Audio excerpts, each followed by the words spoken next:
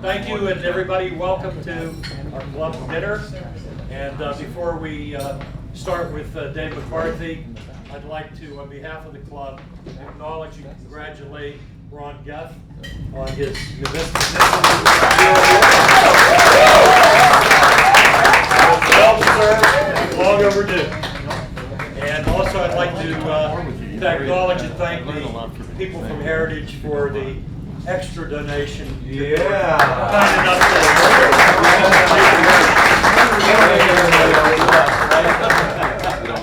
to And with that, I'd like to introduce our new member and presenter this evening, Dave McCarthy. He's going to talk about a very interesting subject, a lot of dirt and how we get rid of it.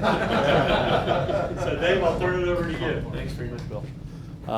First, thank you for having me here. It's a genuine honor to be presenting here. I've been here for a couple of presentations in the past, and I'm very happy to be a member.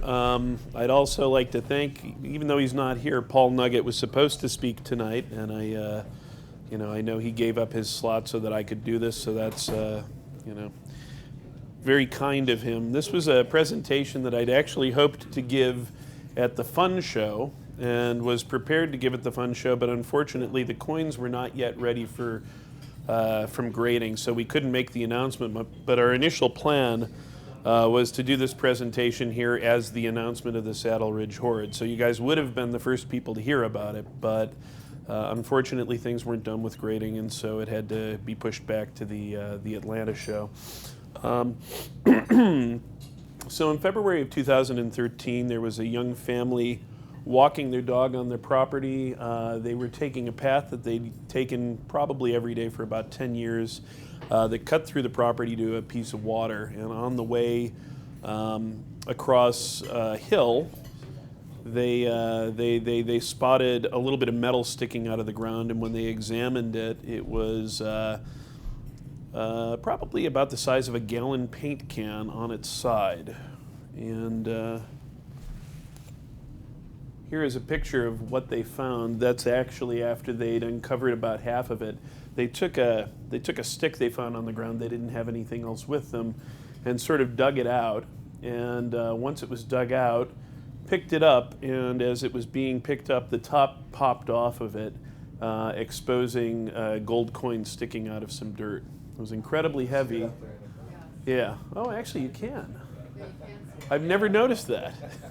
So, that one little coin was sticking out of there. When they picked it up, they talked about how heavy it was, and actually thought that maybe it was full of old dry lead paint because it was just so heavy. And needless to say, when they saw the rim of that $120 gold piece sticking out of it, they realized what it was that they were looking at, and apparently in that moment, I've spoken with them several times about this. They said, it was this really spooky calm that kind of fell over everything, and they talk about like feeling like there was the ghost of some old miner looking over their shoulder as they're looking at this stuff. And is that the coin right there? Yeah, actually you can see a little bit of one of the coins sticking out of the top. And I don't think I've ever seen it blown up this big, so I don't think you would notice it if it wasn't quite as big as it is. But they took the can down to their house and scrubbed up some coins. Realized that maybe that wasn't such a hot idea when they damaged a coin, and realized that it wasn't ever going to go back to the way it looked. And fortunately stopped and began to actually carefully taking the coins out and putting them in baggies individually. And so over the course of about 2 weeks, they kept going back to the site and finding more cans. It took them 2 weeks in a metal detector to uncover a total of 8 cans, and as it turns out, 1,427 gold coins. And that is actually that first can after they'd removed about half of the coins from it. So as you can see, the material that was in there was actually covered in dirt and grit, and it's really kind of incredible that any of the coins survived in gradable condition. It's astonishing to me, at least. And there's another shot of that first cannon. That's actually the stick that they used to dig it out, which we've had with us at a couple of shows. So to go back to the origin of all of this, in 1848, James Marshall, a carpenter who was working at Sutter's Mill on the tail race for the mill, spotted what appeared to be a gold nugget in the tail race. Anyhow, James Marshall discovered gold in the tail race at Sutter's Mill, and between 1848 and 49, word spread throughout California and finally back to the East Coast, sparking the gold rush. And San Francisco became a destination for literally hundreds of thousands of immigrants. The city grew rapidly, and throughout all of northern and central California, you had people like this mining for gold. In the early days, there were no mints in California, and as a result, people like John Little Moffett here actually began privately striking coins for use in California.